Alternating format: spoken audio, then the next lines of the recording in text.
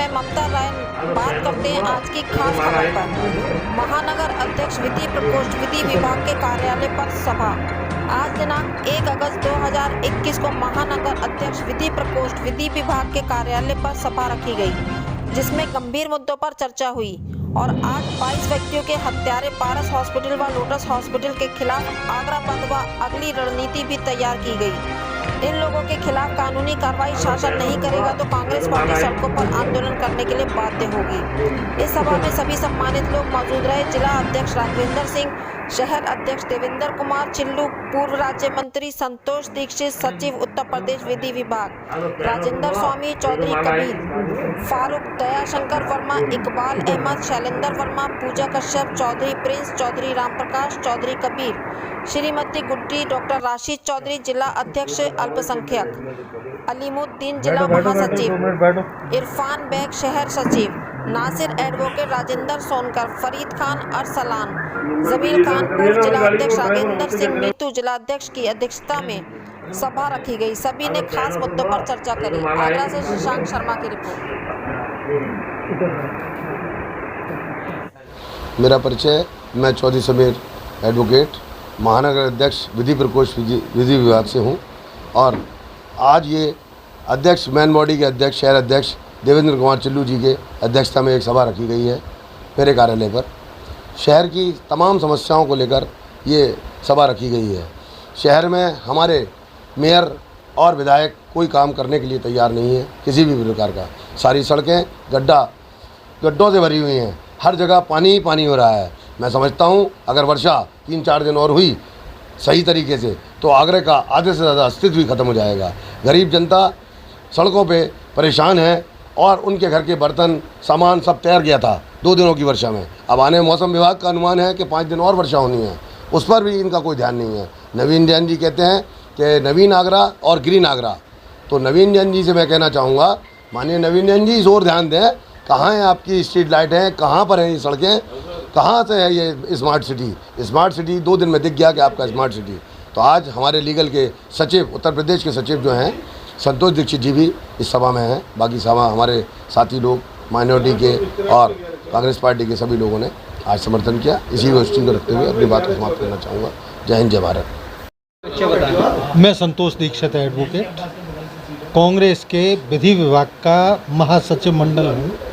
आज ये जो बैठक रखी गई है, आगरा शहर में जो समस्याएं पैदा हो रही हैं, जल भराव की समस्याएं हो रही हैं, बीमारी महामारी फैल रही है, इसके संदर्भ में समस्याएं रखी गई हैं।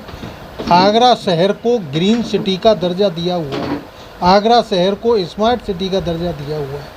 हमारे मेयर ने इसको नवीन आगरा कर दिया है। नवीन आगरे का मतलब ये है कि सड़कों पर आदमी नहीं चलेगा, पानी चलेगा। सड़कों पर आदमी नहीं चलेगा, गड्ढे रहेंगे। तो इस तरह की समस्याएं पैदा हो रही हैं। आज भी एक पिता पुत्र बिजली का करंट फैल जाने से। अपना परिचय बताएं। देवेंद्र कुमार चिल्लू, अध्यक्ष शहर कांग्रेस कमेटी आगरा। आज सर प्रेस वार्ता रखी गई, किस संबंध में रखी गई? देखिए, आज हमारे लीगल डिपार्टमेंट के भाई समीर चौधरी साहब और हमारे संतोष दीक्षित साहब, आप दोनों ने मीटिंग का आयोजन किया है।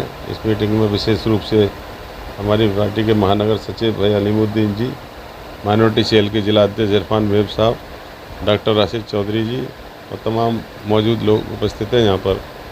आज ये महानगर में जो भी समस्याएं इस समय चल रही हैं, उसके लिए हमारे समीर भाई ने ये मीटिंग बुलाई है, क्योंकि महानगर यहीं से शुरू होता है। ऐसा लगता है शहीद नगर एक लास्ट पॉइंट है, बगल में इंदिरा नगर है, एरिया की कई कॉलोनियाँ हैं।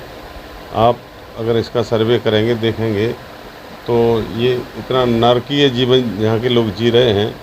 न यहाँ सफाई की व्यवस्था है, जगह जगह गड्ढे बने हुए हैं। रोज़ गड्ढे की खातिर लोग, बुजुर्ग, बच्चे गड्ढों में गिर रहे हैं। शहीद नगर की मुख्य सड़कें, मोहल्लों की सड़कें, तमाम सड़कें खुदी पड़ी हैं, कोई देखने वाला नहीं है। अभी बगल में ही दुर्गा नगर में टोरेंट पावर द्वारा खोद के लाइन डाल दी गई, जिससे वहाँ के एक पिता और पुत्र की मृत्यु हो गई। आगरा में इस समय इतने बुरे हालात हैं कि सड़कों पर नाव चल रही हैं। जो गडकरी जी कभी कहा करते थे, आज से कई साल पहले कहा था, क्योंकि तो झूठों की पार्टी, झूठ बोलने में तो सभी माहिर हैं, सीख लेते हैं अपने गुरु से। गुरु ने फिर योगी को सिखा दिया, तो सबको सिखा दिया है तो उन्होंने कहा था अगली बार मैं आऊँगा तो यमुना में स्टीमर से आऊँगा, दिल्ली से इतना पानी होगा। लेकिन साथियों अब स्टीमर अब सड़कों पर चलने लगे हैं। ये गडकरी जी का सपना है और ये झूठ बोलने में माहिर सरकार, जो अच्छी तरह से इस देश का बच्चा बच्चा जानता है कि कोरोना काल में तमाम लोगों की मृत्यु ऑक्सीजन न मिलने की वजह से हुई थी, और देश के प्रधानमंत्री ने इतना ऐसी देश की सबसे बड़ी पंचायत में इतना बड़ा झूठ बोला कि किसी एक भी व्यक्ति की मौत ऑक्सीजन की कमी से नहीं हुई थी। साथियों, हमें बड़ी शर्म से हमारा सर झुक जाता है जब हमारे देश का प्रधानमंत्री झूठ बोलता है। इतने उच्च पद पर बैठा हुआ मुख्यमंत्री, प्रधानमंत्री और मुख्यमंत्री जी तो क्योंकि एक साधु हैं जिसमें लोगों की आस्था है, ऐसा व्यक्ति झूठ बोलता है तो और ये लगता है कि हे भगवान, क्या होगा, ये हिंदू धर्म के नाम पे इतना गिर सकते हैं कि एक पॉइंट आता है वोट की खातिर तो इन्होंने तुरंत कह दिया मोहन भागवत जी ने कि हमारा और मुस्लिम भाइयों का डीएनए तो एक ही है। अगर एक ही है तो फिर काय के लिए रोज रोज नई योजना बना के हमारे मुस्लिम भाइयों के खिलाफ षड्यंत्र रचने का काम भारतीय जनता पार्टी करती है। आज भारतीय जनता पार्टी का चेहरा जनता के सामने बेनकाब हो चुका है।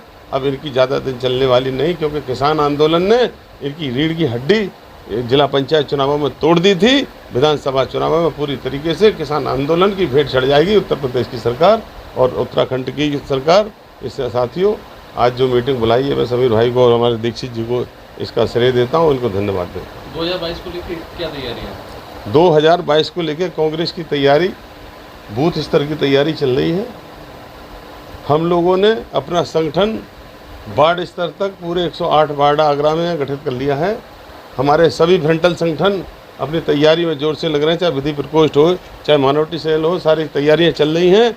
और अब हमारा लक्ष्य बूथ पे हमारी अपनी सेना खड़ी करने का है। उस सेना को खड़ी करके हम 22 का चुनाव जीत लेंगे निश्चित।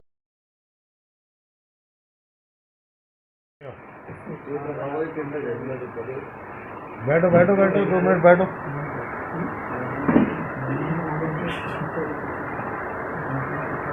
नंबर दीजिए, गाड़ी को ड्राइवर हो सके